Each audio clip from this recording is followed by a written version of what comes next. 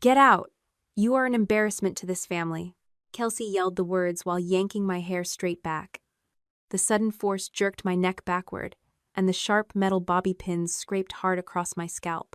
Almost 11 months have passed since that August evening, yet the first thing I always remember is the cloying, sickly sweet stench of hundreds of white gardenias filling the ballroom, mixing with the metallic taste of copper in my mouth. I did not scream. At 39, as a regional vice president of operations overseeing elder care facilities across 3 states, I managed crises for a living. Reaching up, I clamped my hand firmly over my sister's wrist to stop the pulling and deliberately rotated my shoulder to break her leverage. I looked directly at the videographer's lens. "Let go of me," I said, keeping my voice perfectly level. "I am not touching you." All around us, heavy wooden chairs scraped violently against the hardwood floor. 250 guests drew in a collective, ragged breath. Dean, the groom, rushed from the head table toward the stage, his face completely pale. But at the very back of the room, near the heavy oak doors, an older man stopped walking. Malcolm Reeves stared at me. The deep confusion on his face rapidly melted into absolute recognition. "Vivian?" he called out, his voice cutting through the whispers. Kelsey heard him, and her fingers went slack for a fraction of a second. She tried to shove me toward the exit doors, desperate to get me out of sight before anyone else spoke. Dean reached us, looking frantically from his father to me, and then up at the massive projector screen displaying heavily cropped text messages. Malcolm did not hesitate. He walked straight toward the podium and reached for the microphone.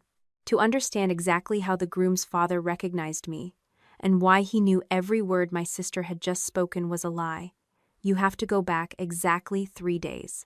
3 days before the wedding, I was standing in the kitchen of my townhouse, putting together a simple salad after a late evening board meeting. The house was wonderfully quiet. It was small, but I owned it complete. It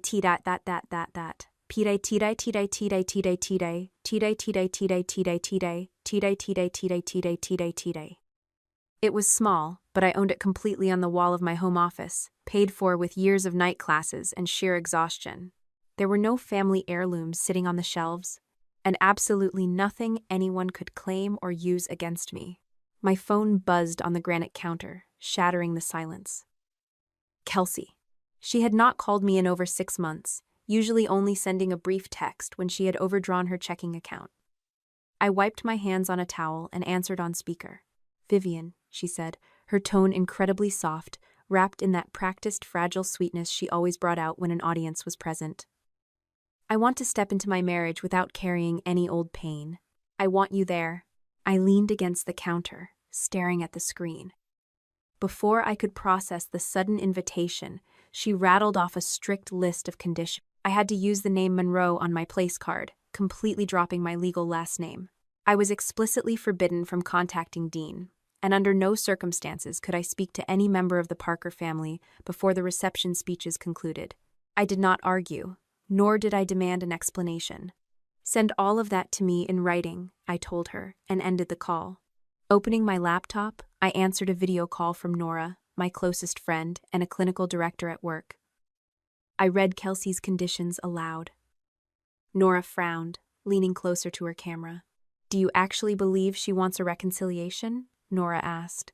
"No," I said, pulling up my email client.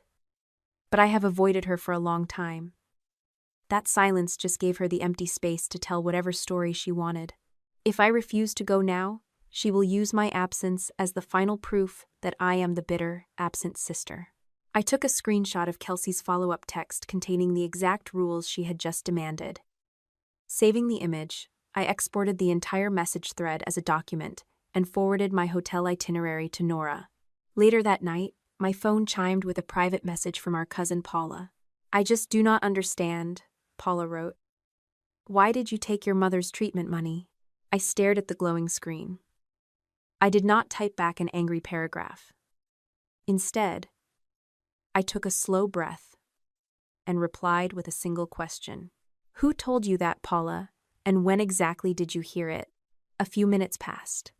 Paula finally admitted Kelsey had told the entire room during her bridal shower. Opening a secure folder on my desktop labeled Family Archive, I scrolled past the old utility bills and rent payments I used to cover for my sister, going straight to the medical receipts. Every single payment for my mother's care was documented, paid directly from my bank account to the clinic. Kelsey was not just lying to her future husband. She was poisoning the only extended family I had left. My phone rang again, and this time, the caller ID showed my mother, Janice. "You need to come," my mother blurted out immediately, her voice tight and strained. "Just do not make a scene, Vivian. Please do not embarrass your sister." "Why are you worried about me embarrassing her?" I asked, keeping my tone carefully neutral. "I am just sitting at a table. Kelsey has worked so hard on this," Janice insisted, the familiar edge of panic creeping into her words. She always operated under the assumption that if Kelsey was upset, the entire family had to absorb the shock. She planned a whole healing moment for the reception. She just needs closure. The trap snapped shut in my mind. A healing moment. A public spectacle where I was supposed to play a very specific, silent role. "I understand," I said. Hanging up the phone, I walked straight into my office. I booked a room at a separate hotel near the venue, refusing the group rate at the family block so no one would know my room number. I mapped out the drive to ensure I would not need a ride from anyone, eliminating the chance of being stranded. Finally, I plugged my thin tablet into the charger and synced the entire family archive to the local hard drive. I was not walking into that ballroom because I believed my sister had miraculously changed. I was walking in because I finally realized she was building a public execution block, and she fully expected me to lay my own head on it to keep the peace. Just before I turned off my lamp, my phone vibrated one last time. Paula had sent another message. It was a screenshot taken directly from the bridal shower group chat. I zoomed in on a message sent by Kelsey. She already threatened to ruin the wedding. "I just need everyone to see who she really is." I looked at the date stamp hovering above my sister's text. It had been sent exactly 2 weeks before she even invited me. I sat at my kitchen island and tapped the screen of my tablet. The family archive opened instantly. I clicked a folder labeled 2010, bringing up a scanned tuition receipt from a private prep school. Looking at the faded ink, my chest tightened. 16 years ago, our father suffered a fatal heart attack. I was 23. Our mother spent the next 4 months in a hospital bed, and Kelsey had just turned 16. I did not feel brave back then. I felt terrified. I worked double shifts at a local logistics company, sold our father's used sedan to cover the mortgage, and handed over every remaining dollar so Kelsey could stay at her expensive high school. My hands used to shake when I opened the utility bills, but I paid them anyway. That dynamic never stopped. Even after Kelsey reached her 20s, the emergencies kept coming. First, she dropped out of a semester program, but somehow kept the university refund check. Then, a landlord called me demanding 2 months of back rent, while my sister posted photos from a luxury resort in Mexico. That was the day I stopped handing her cash. From then on, I paid the property manager directly and settled my mother's pharmacy bills over the phone.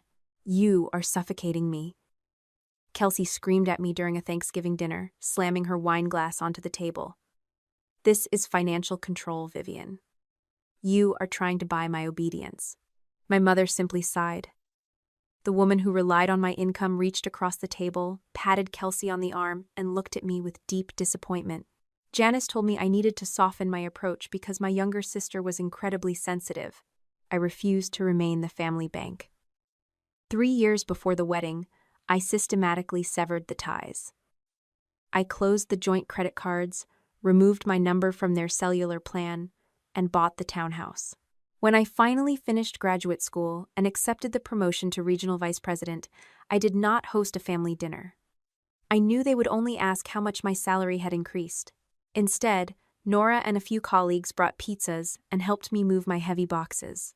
I still remember the sharp, clean click of the deadbolt locking for the very first time. No one else possessed a key. Another notification chimed on my phone, pulling me back to the present. Paula had sent a second screenshot from the bridal shower group. This one featured a different bridesmaid complaining that I was unemployed and constantly demanding money from Kelsey. I set the phone down and grabbed a yellow legal pad. The stories directly contradicted each other.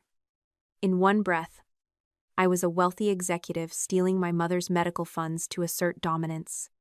In the next, I was a jobless parasite bleeding my younger sister dry. I began sketching a timeline on the paper, trying to map the exact perimeter of the smear campaign. Paula sent a final text message. She wrote that Dean had shown incredible patience after reading all those aggressive emails I sent him over the past year. I stopped writing. The pen slipped from my fingers and clattered loudly against the granite counter. I had never spoken to Dean Parker. I absolutely did not have his contact information. I typed a quick reply, asking Paula what email address the messages came from.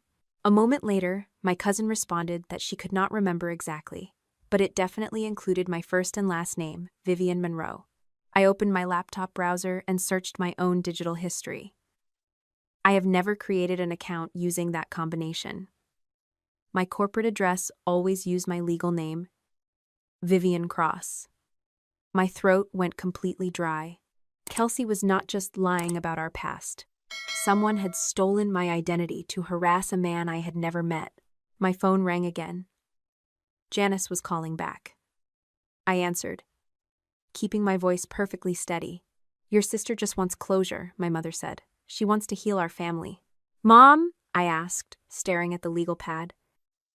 "Did you know Kelsey told Dean's family that I stole your treatment money?" Silence stretched over the cellular connection. "You know how she is," Janice finally muttered, her tone shifting into a familiar defensiveness. "She tells stories based on her emotions. She feels neglected. Emotion does not transform a lie into the truth," I replied, and ended the call. I immediately opened my work laptop and typed a brief message to my mother. The email summarized our exact conversation and explicitly noted her admission about Kelsey twisting facts based on feelings. 5 minutes later, Janice replied. She was furious. She typed that family members do not need cold documentation to speak to one another. I ignored her angry reply, mostly because a new notification popped up in my corporate inbox. An unfamiliar address appeared on my screen. The sender name was Dean Parker. I clicked the subject line. The message contained only 3 sentences. "I do not know why Kelsey finally gave me your real corporate address. But before you come to the wedding, I need to know whether you still intend to do what you threatened in January." I scrolled down to look at the forwarded attachment. It was an email sent from an address labeled Vivian Monroe. The text inside contained a single chilling line. "I will make sure there is no wedding." Staring at the laptop screen, I drafted a careful response. I refused to call Dean Parker.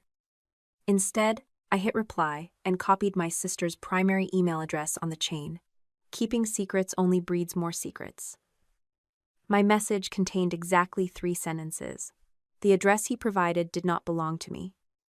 I had never possessed his personal contact information. I harbored no intention of stopping his wedding. Finishing the note, I asked him to preserve the original message headers. Almost immediately, my cell phone rang. Kelsey. Pressing the phone to my ear, I listened to her erratic breathing. "You are triangulating," my sister sobbed into the receiver. "You are trying to turn my future husband against me." "From now on," I said, keeping my voice flat, "we only communicate in writing." I ended the call. 10 minutes later, a document arrived in my inbox. The attached file bore the title, "A Sister's Promise." Opening the document revealed a horrifying narrative. It required me to stand at the reception and publicly confess to extreme jealousy, financial abuse, and causing deep emotional wounds. Reading the paragraphs twice, I felt my jaw tighten. I did not correct the lies. I did not edit the document. A new email went back to Kelsey. "I will attend the ceremony. I will not read or sign a confession written by someone else." Her response appeared within seconds. The reply felt like a gentle threat. "If I refuse to participate," she wrote, "everyone would finally understand the truth about my refusal to heal." The following morning, I contacted a private civil attorney I had previously consulted about personal liability and documentation. Explaining the situation briefly, I asked what my immediate boundaries were. The lawyer offered concise advice. Do not record anyone secretly without verifying state consent laws. Preserve all original emails and metadata. Never alter any original files. Once the event concluded, we could issue formal preservation notices. Launching a legal battle over an invitation would only make me look erratic, especially since I lacked sufficient financial damages to file a lawsuit before the ceremony. Thanking him, I closed my notebook. Nora stopped by my office during her lunch break. Handing her a printed copy of my hotel itinerary, I also provided a secure link to my cloud storage backup. We reviewed the boundaries carefully. Driving my own car to the venue ensured a guaranteed exit. Checking into my separate hotel room would happen immediately after the reception ended. I planned to consume absolutely no alcohol until the speeches concluded. My tablet sat in my briefcase, fully charged and loaded with the unedited family archive. This was not a battle strategy. It was a purely defensive posture. My office phone rang late that afternoon. Janice needed to finalize the seating arrangements. Her voice carried a strange, nervous energy. She casually mentioned that Kelsey had spent thousands of dollars producing a special healing journey video for the reception. "Does this video feature my name or my photograph?" I asked. Dead silence filled the line. I did not raise my voice. I simply told my mother I expected my privacy to be respected. After hanging up, I sent Janice a formal email reiterating that my image must not be used in any public presentation.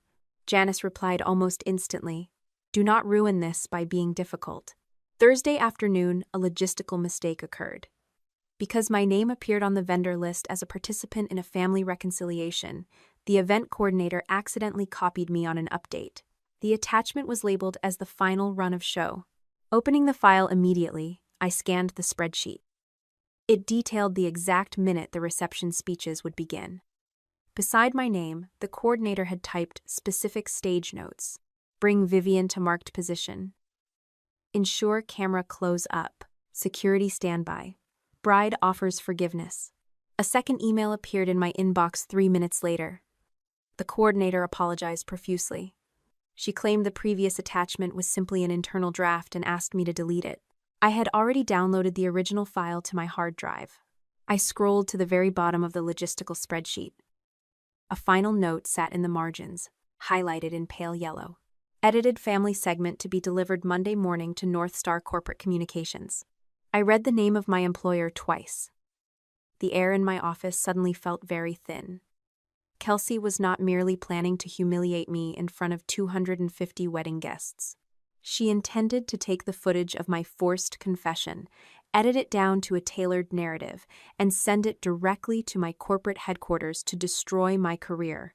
Saturday afternoon arrived with suffocating humidity. Driving my own car, I checked into a generic business hotel 3 miles away from the sprawling country club. I chose a simple navy dress, completely unremarkable, and slid my fully charged tablet into an oversized leather clutch. Nora called while I was walking through the lobby. Checking her watch on the video screen, my friend confirmed the cloud backup was running smoothly.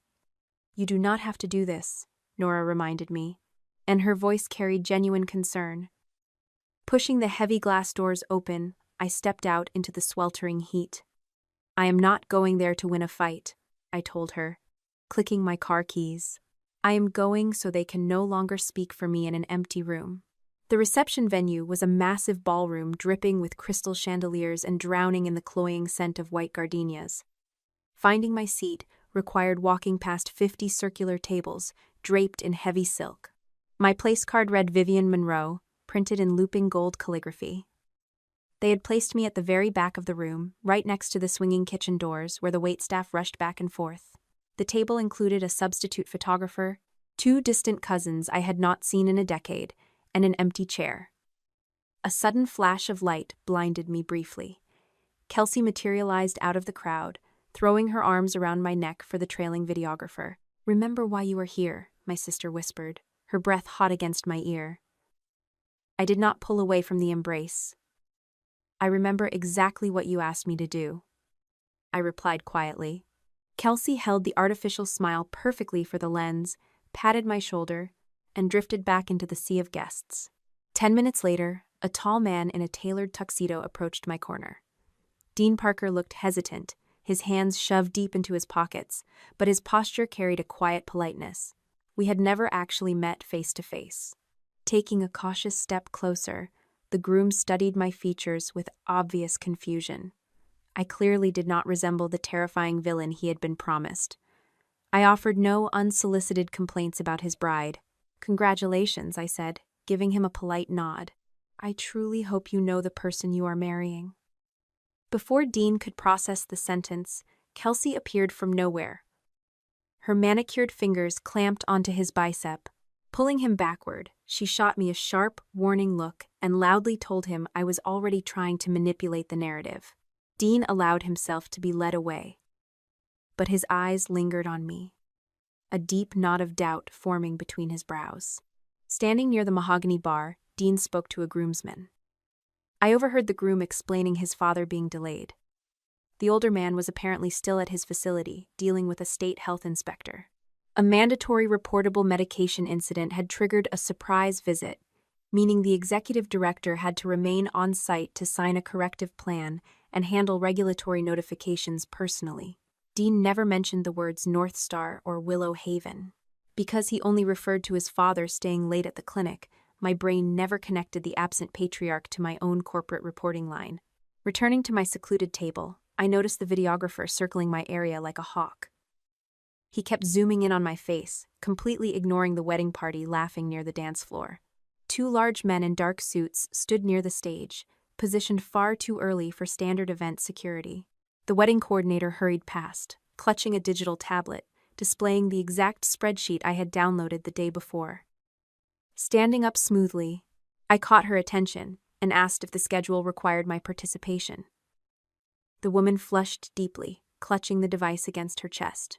She stammered out that any activities were simply a surprise from the bride, then quickly hurried away toward the kitchens. The pieces were slotting into place, forming a picture much worse than a simple public humiliation. A woman wearing an expensive silver gown approached my chair. Sharon Parker, the mother of the groom, offered a stiff, incredibly guarded greeting. "I am glad you finally agreed to let Kelsey have one happy day," Sharon said, keeping a careful physical distance between us. I set down my glass of sparkling water. "Agreed?" I asked, keeping my tone mild and curious. "I received my invitation exactly 3 days ago."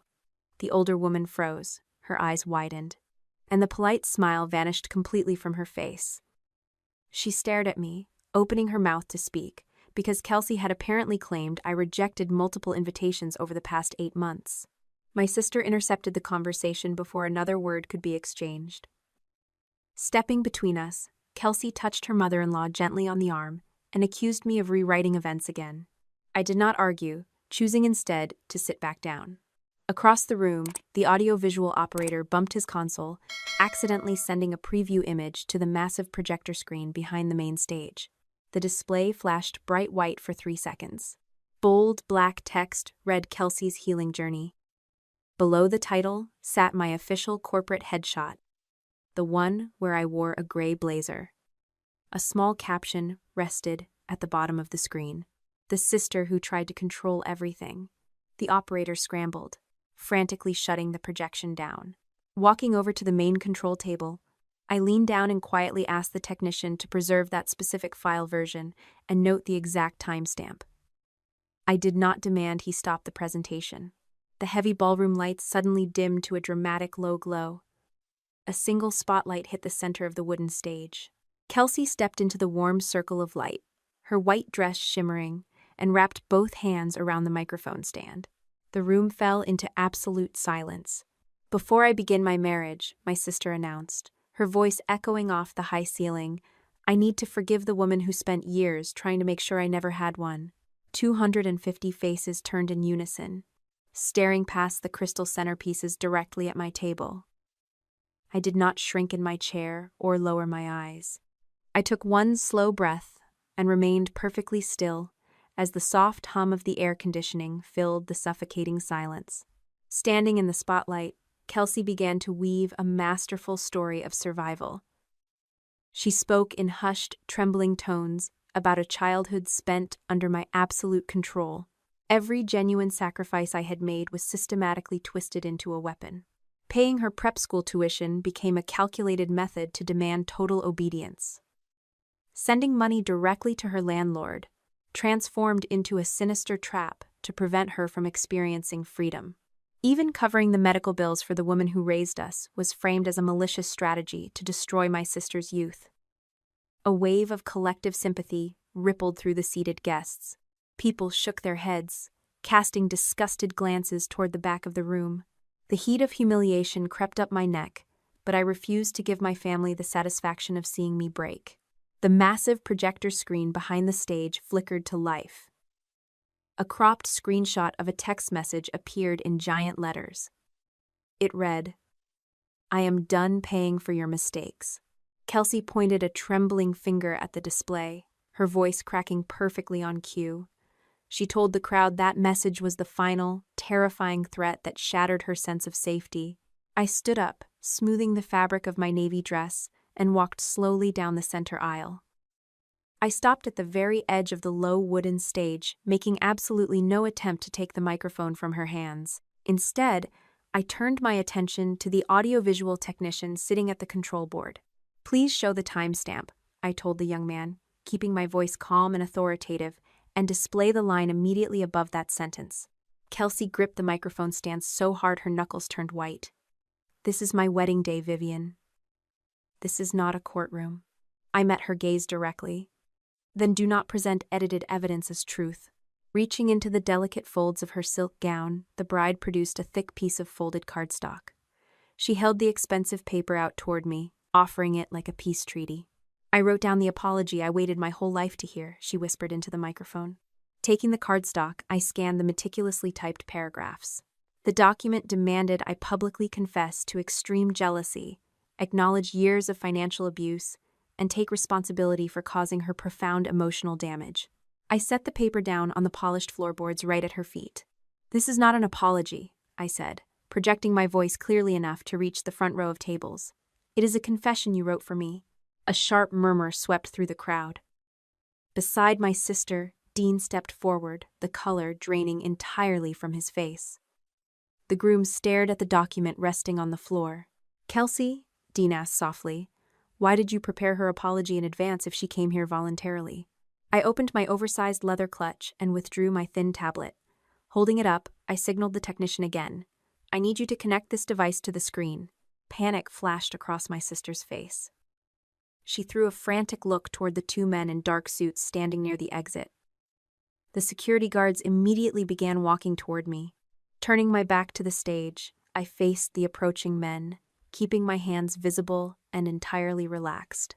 "I am an invited guest," I told the guards, making sure the videographer standing nearby caught every word. "I have not threatened anyone, and I will leave the property the moment the venue manager requests it. I simply want my compliance recorded." The technician nervously plugged a black cable into my tablet. A second later, the projector displayed my full, unedited message export. The missing lines above Kelsey's dramatic crop appeared in bright white text. The screen clearly showed her demanding an urgent cash transfer for a luxury handbag, followed immediately by my refusal, where I noted I had just paid her overdue rent for the third time that year. The timestamps were undeniable. The narrative control in the room shattered instantly as the guests read the complete exchange. Kelsey burst into loud, ragged sobs. She pointed wildly at the screen, abandoning her serene victim persona. "You always do this," she cried out. "You turn my pain into spreadsheets and receipts." At the front table, Janice pushed her chair back violently. The older woman stood up, clutching a linen napkin in her trembling hands. "Vivian, please stop this right now. Your sister is emotionally overwhelmed." I looked directly at my mother. "Mom, do you deny the authenticity of those medical receipts?" Janice opened her mouth, but the words died in her throat.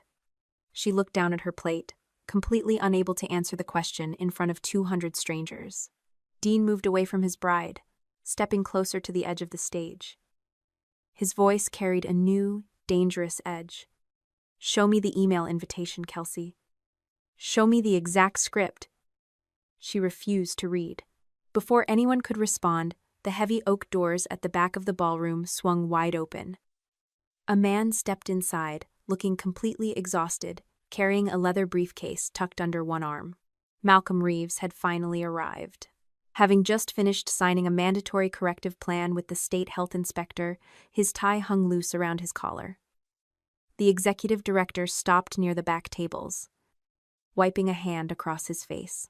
Over the venue speakers, the panicked audiovisual operator muttered my full name into his headset, asking for direction. Malcolm heard the name Vivian Cross.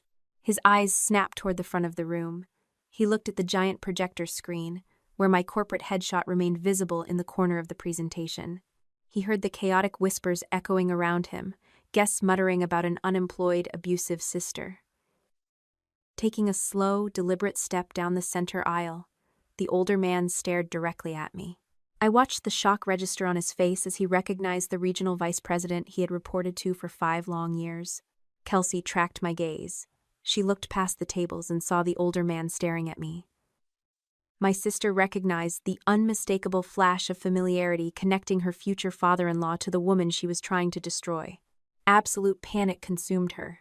"Security, get her out of here," Kelsey screamed, her voice turning shrill and desperate. "Remove her right now." I kept my eyes locked on my sister. "Ask him who I am." Kelsey lunged off the low stage. Her hands shot forward, fingers tangling deep into my hair, and she yanked backward with vicious, blinding force. "Get out!" she shrieked, the microphone picking up the raw fury in her lungs. "You are an embarrassment to this family." My scalp burned instantly. But my crisis training took over. I reached up and clamped my hand over her wrist, locking her arm in place to absorb the shock. Pivoting my shoulder hard to the left, I broke her leverage and threw her off balance. "Let go of me," I said firmly, staring dead into the videographer's lens. "I am not touching you." From the center aisle, a loud, booming voice cut through the chaos. "Vivian!" Malcolm shouted. The executive director shoved past the bewildered guests, marching directly toward the stage. Dean grabbed Kelsey by the waist, physically dragging his bride backward to separate us. I stood perfectly still, letting my hands fall to my sides. Malcolm stopped in front of me, taking in the tangled mess of my hair, the documents on the floor, and the terrifying truth displayed on the screen above. He turned to face his son. Dean reached up to his lapel, his fingers trembling violently. The groom ripped the white floral boutonniere off his suit jacket and dropped it onto the polished hardwood floor. "Dad," the groom said, his voice completely hollow. "End this." Dean stepped away from my sister, leaving her standing alone in the center of the stage. The groom looked at his father, his face pale and eyes burning with a mixture of betrayal and disbelief. He had thrashed against the truth all afternoon, but the physical evidence on the screen left him no room for denial. Dean looked at Kelsey, his expression hardening into something cold and final. "I am not marrying you," he declared, his voice cutting through the hushed room like a razor. Kelsey lunged for his hand, desperate to anchor herself to the man she had spent years manipulating. "Dean, please, you are confused. Vivian has been poisoning your mind for months. She set this all up to destroy me." "She did not write these emails, Kelsey," Dean said, gesturing toward the confession document still lying on the floor. "And she certainly did not write the script you handed me in that folder." Malcolm moved toward the microphone stand, his heavy boots clunking on the wooden stage. The father looked at his son, then turned to face the stunned audience. He stood tall, looking Kelsey straight in the eyes. "My son won't marry someone like you. If anyone is leaving, it's you." A profound silence descended upon the ballroom. Kelsey shrieked, a sound more animal than human, as if the floor had suddenly dropped away beneath her feet. She tried to protest, claiming the older man was simply playing favorites because he feared for his own job, but the damage had already taken root. "She is not just an employee," Malcolm said, gesturing toward me. "She is the woman who stayed at Willow Haven for 2 days straight during the winter storm last year, sleeping on a cot in the break room because she refused to leave our residence without proper leadership. She is the one who fought for every single staff member when corporate wanted to cut our benefits." My sister opened her mouth to argue, but the room began to turn. One by one, the guests who had once looked at me with pity now turned their gaze toward the bride. It was a domino effect of realizations. Sharon Parker, the groom's mother, approached the stage with a stunned expression. She recounted how Kelsey had claimed, "I refused to attend the wedding because I demanded a massive fee." A bridesmaid piped up, whispering that Kelsey had told her I was currently jobless and stalking my ex-boyfriend. The versions of my life were so contradictory that they could not possibly all be true. Each guest held a different piece of the lie, and as they whispered them aloud, the entire foundation of the wedding ceremony crumbled into dust. "Thank you," I said, stepping toward Malcolm and taking the microphone. "But this is not about whether I am a good boss. I only ask that you look at what you can actually verify." I pointed to the invitation she had sent 3 days prior, highlighting the bizarre conditions she had set for my attendance. Sharon Parker gasped as she realized my sister had never actually offered me an invitation months ago, just as she had claimed. "I need that tablet," Kelsey screamed, diving toward the control board. "Turn off the screen! Delete everything!" Security moved in fast, but they did not move toward me. 2 large men flanked my sister, preventing her from damaging the audiovisual equipment. "I am formally requesting that all raw footage, event logs, and presentation files be preserved," I said, keeping my voice steady. "My attorney will send written preservation notices in the morning. Until then, please do not delete or alter anything connected to this event." The videographer stepped down from his ladder, pulling me toward the side of the stage. His hands were shaking slightly. He opened his laptop, showing me a thread of email correspondence. Kelsey had given him a highly specific shot list, directing him exactly when to zoom in on my face and demanding he isolate my reactions for her personal use. The final line of the thread read that she needed the footage for my employer. Dean read the screen over my shoulder, and the last shred of doubt left his body. "There is no wedding," Dean repeated, his voice devoid of any emotion. Venue management stepped onto the stage, their faces grim. They politely but firmly told Kelsey that the event had officially concluded and that she needed to clear the space immediately, given the recent report of physical assault. My sister stood frozen as security guided her toward the bridal suite. She looked around the room, searching for someone, anyone, who would defend her, but found only cold, judgmental stares. The 250 guests watched in stunned silence as the bride was escorted out of the room she had spent so much time and money designing. I waited until the heavy oak doors clicked shut behind her before I turned toward the exit. I felt exhausted, my scalp throbbing where she had yanked my hair, but my mind was incredibly sharp. Dean caught up to me near the entrance, holding his phone out. "These," he said, opening a folder labeled Vivian Monroe. "The emails that started everything. If you did not send these, then who did?" I scanned the contents. The malicious notes were filled with the same specific insults I had heard Kelsey use in private for years. My eyes drifted toward the door where my mother stood. Janice was trying to slip away, her face hidden behind a trembling hand. The reality of the situation began to settle in, bitter and cold. Kelsey had done the work, but she had never been alone in the deception. My mother turned, saw me watching, and looked away. I knew then that the lies would not end in this ballroom. They had only just begun to surface. Nora met me at the hotel entrance, her face pale as she took in the state of my disheveled hair and the cold, set expression I wore. We went directly to an urgent care clinic. The attending physician carefully documented the abrasions on my scalp and the minor strain in my neck muscles, noting that the injuries were painful but did not require hospitalization. I provided a clear clinical incident report, listing the names of witnesses and explicitly requesting that the venue preserve all video surveillance. I did not demand Kelsey be hauled away in handcuffs that night. I only needed the chaos recorded exactly as it happened. The next morning, my attorney dispatched formal preservation letters to the venue, the videographer, the wedding coordinator, and the audiovisual company. I held the original files myself, refusing to post a single frame of the footage online. The venue management confirmed they would safeguard the raw media, the camera angles, the run of show, and the access logs. Every piece of data had to remain untouched while the dust settled. I contacted the Human Resources Department, our general counsel, and my direct supervisor at North Star. I provided them with a factual account of the incident, disclosing that Malcolm Reeves was a witness to a family dispute that had turned violent. I proactively suggested that Malcolm report to a regional leader other than myself for the duration of the investigation to maintain total objectivity. The HR team thanked me for the disclosure, noting that my transparency significantly simplified their internal review process.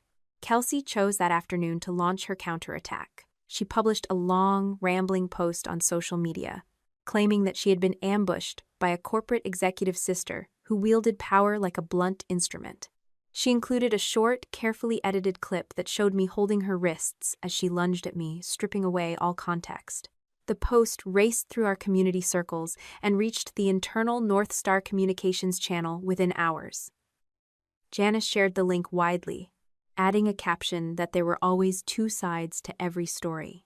Our corporate communications team received a barrage of messages from an anonymous sender claiming I had intimidated Malcolm to secure his loyalty. Because I had disclosed the conflict of interest beforehand, the company did not rush to judgment. They opened a standard review, which I welcomed.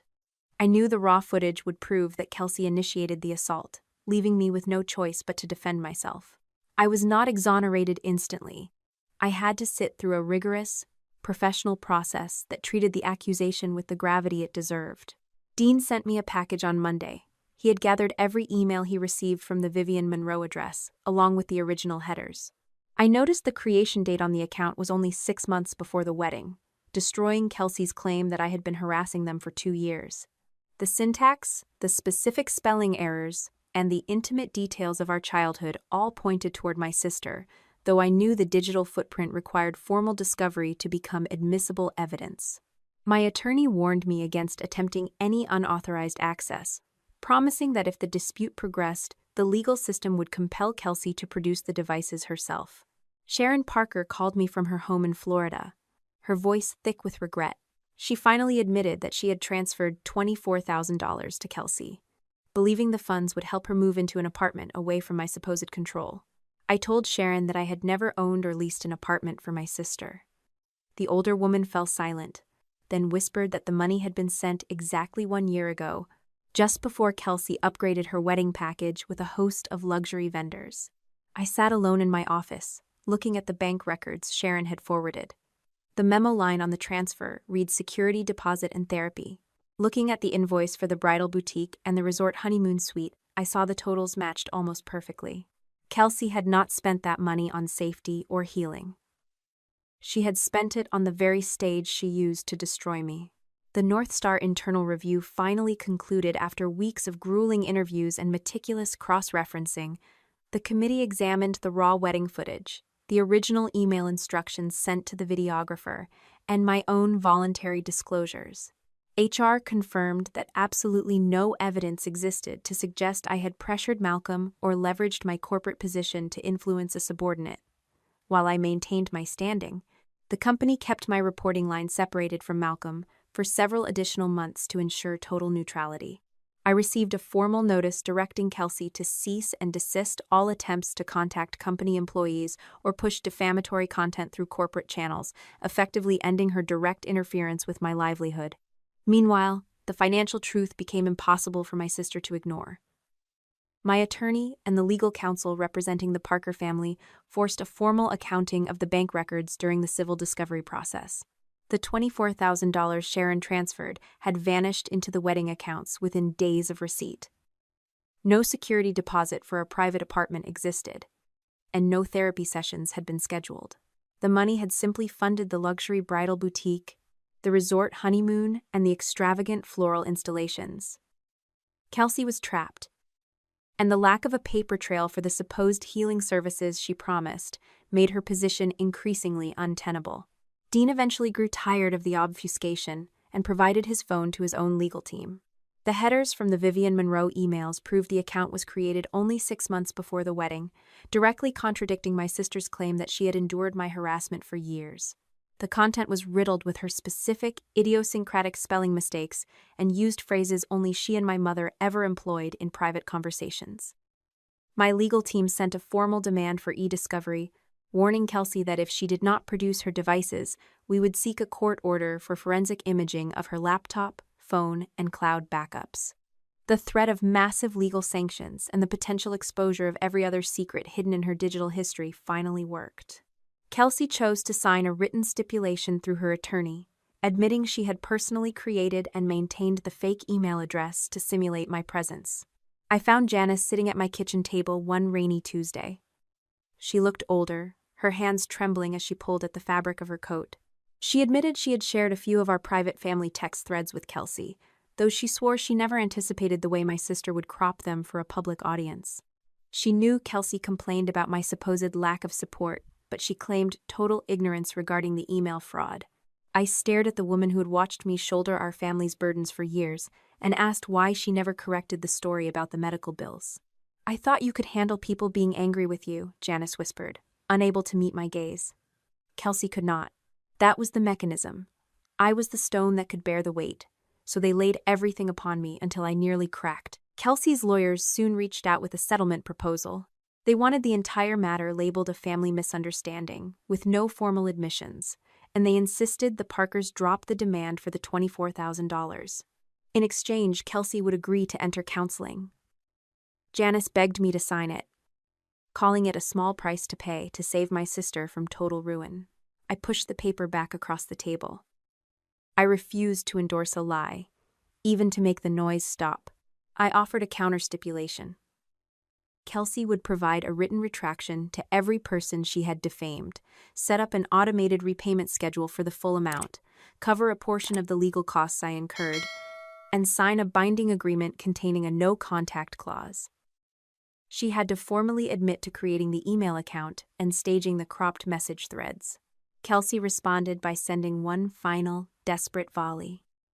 Her attorney forwarded a short audio clip where I said, "If you keep doing this, you will lose everything." She claimed this proved I had been orchestrating a campaign of terror against her for years. My mother actually wept, saying she remembered that exact call and insisted I had been cruel. 2 days before mediation, my attorney forwarded a file produced from Kelsey's phone during discovery.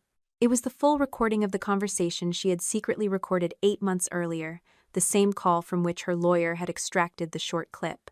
Kelsey had preserved the original because she believed she could control how it would be used.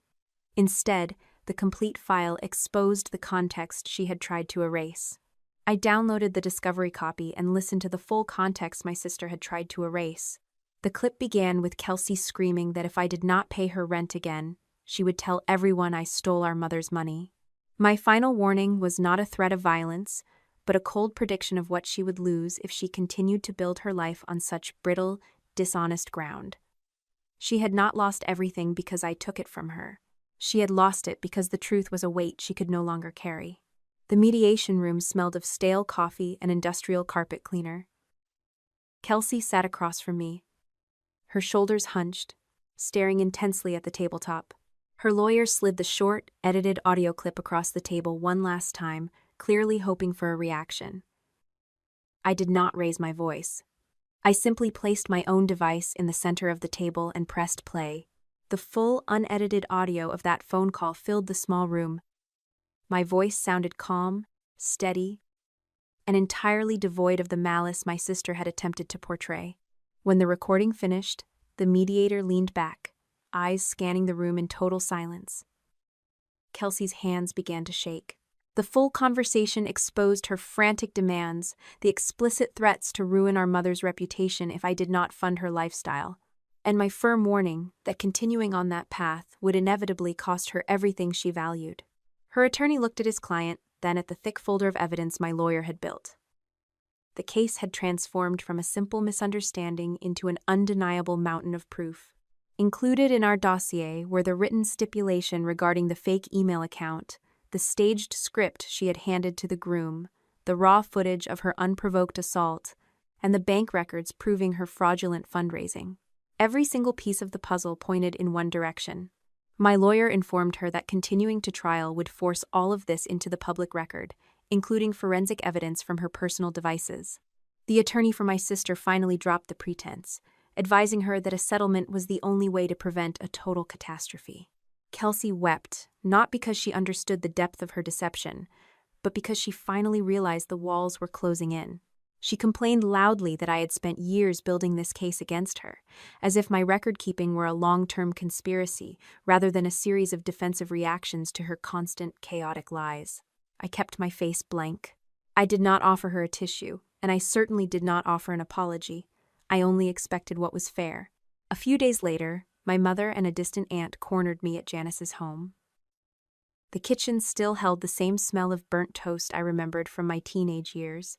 Janice began by explaining that Kelsey lacked the liquidity to make the repayments or cover the costs of the canceled wedding. They leaned on the familiar, exhausted argument that I should pay the difference to end the public humiliation once and for all. "I cannot believe you would let your own sister struggle," my mother said, her voice dripping with the familiar accusation that I had abandoned my post. "I am not abandoning her," I replied, standing by the counter where I once tallied the grocery bills she never helped me pay. "I am simply stopping the flow of oxygen to a fire she started herself." I agreed to continue paying for Janice's essential medication, but I did not offer a single cent for Kelsey's debts or wedding costs. My mother could not summon the phrase "Konlam cheer," the old command that I must be the one to sacrifice. She looked at me, realizing for the first time that I was not merely angry or hurt, but fundamentally detached from the role they had forced me to play. The civil settlement process concluded within the month. My sister signed a binding agreement containing a written retraction that she had to deliver to Dean, his mother, Malcolm, and every person she had lied to about my career and character. She had to commit to a strict repayment schedule for the $24,000, pay a portion of my legal expenses, and adhere to a binding no-contact and non-disparagement agreement.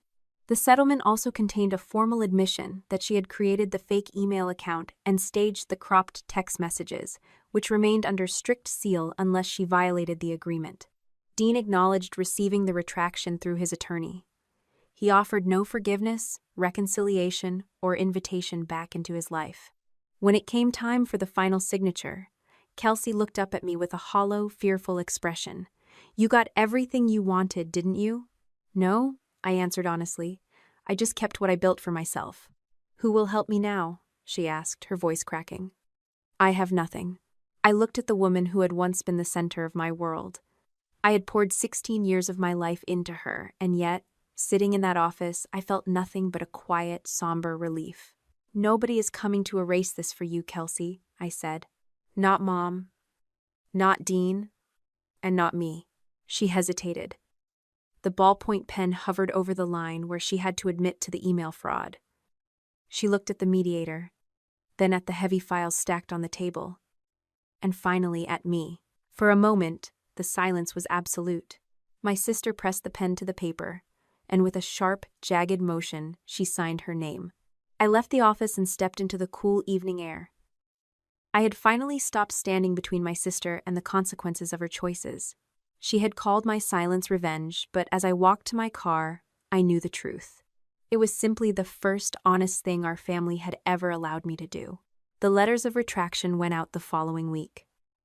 I watched from a distance as she was forced to write to Dean, Sharon, Malcolm, and every bridesmaid she had turned against me. She had to formally state that I never stole the medical funds, that I never sent the threats, and that the screenshot used at the wedding was a deliberate, deceptive crop. A handful of the women who had once treated me like a social pariah sent short, stiff notes of apology. I did not frame them. I did not keep them. I simply let the corrections circulate until the record stood straight again. I never turned the incident into a public social media war or a blog post about overcoming trauma. The truth was not a product I wanted to sell. Life at North Star finally returned to a professional rhythm. The corporate review officially cleared my name, confirming that I had never abused my authority or pressured Malcolm into providing false testimony. After a few more months of working through the temporary reporting structure, Malcolm resumed his normal responsibilities under my direction. We never discussed the wedding. We never sat down to parse through the emotional debris. We simply did our work, managed our facilities, and acknowledged that the lines of business and family were, at last, firmly drawn. 6 months after the wedding, the reality of my sister's situation set in. Dean had vacated the home they once planned to share, and the honeymoon suite was a distant, expensive memory. Kelsey had moved into a much smaller apartment, working a retail job that required her to stand for 8 hours a day to keep up with the repayment schedule she had signed. She had not been left destitute, but for the first time in her adult life, she had to account for every cent she spent. She completed her court-mandated anger management classes and finished her community service hours at a local shelter, a quiet, unglamorous end to the grand performance she had orchestrated. Two of her closest friends had quietly stopped taking her calls, unable to reconcile the sweet woman they thought they knew with the person who had been exposed in the ballroom. I hosted a small dinner in July of 2026. Nora and two close colleagues sat around my dining table. The townhouse was full of the smell of roast chicken and the sound of low, easy conversation. Nobody asked for a recap of the wedding. Nobody tried to console me or offer unsolicited advice about family dynamics. One of my colleagues brought the same lemon dessert I had served on the night I moved into this house, a small nod to the history we shared. I sat there and looked at the faces of people who had chosen to be in my life, rather than those who had simply been born into it. My home was not large, but for the first time, every corner of it belonged entirely to me. I did not have to shrink or apologize for taking up space. My phone buzzed with a call from Janice. She sounded tired, her voice thin and raspy over the speaker.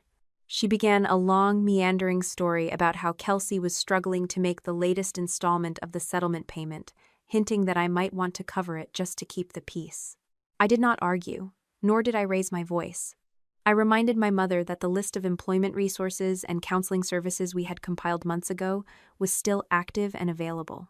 Janice asked me what kind of sister would watch her own kin struggle when a single transfer could make the burden disappear. The kind who finally understands that struggle is not the same as abandonment, I replied, and held the phone until the silence became too heavy for her to bear. I ended the call and placed the phone on the counter.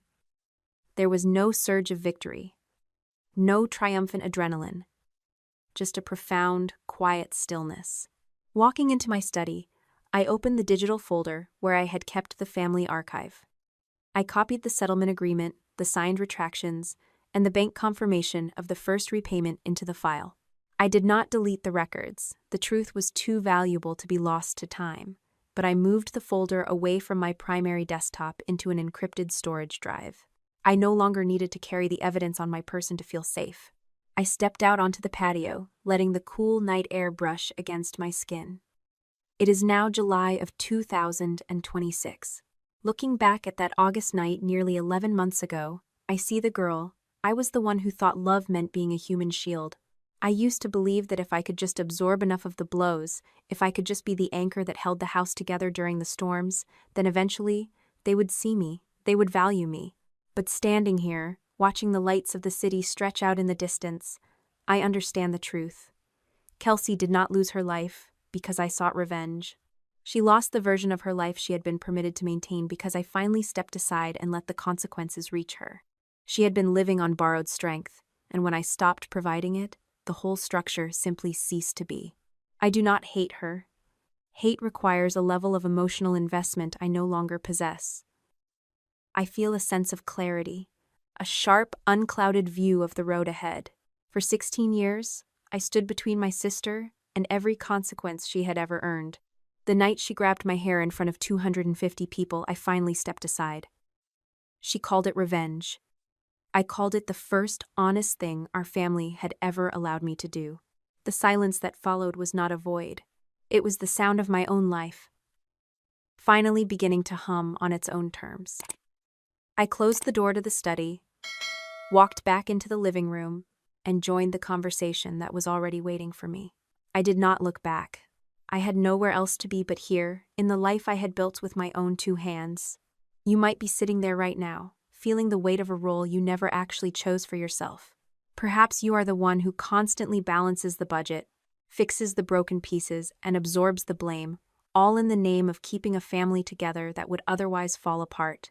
You have been told that being the bigger person is your duty, that your patience is a virtue, and that your silence is the only thing preventing total collapse. But consider this. You are not a shield, and you are not a bottomless well of support for people who refuse to dig their own wells. True love, whether it is familial or otherwise, is never meant to cost you your own integrity, your professional standing, or your sanity. When you continue to save someone from the natural consequences of their own actions, you are not helping them grow.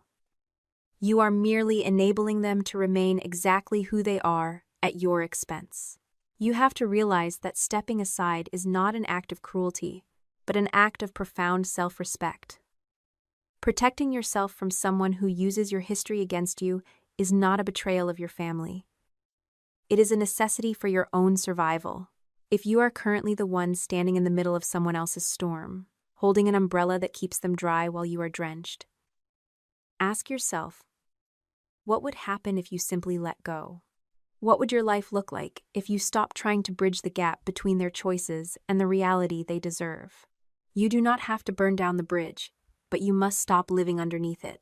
Have you ever realized that by constantly smoothing out the path for others, you are actually preventing them from ever learning how to walk on their own? And if you decided to set down your burden today, what is the one thing you would finally have the energy to build for yourself?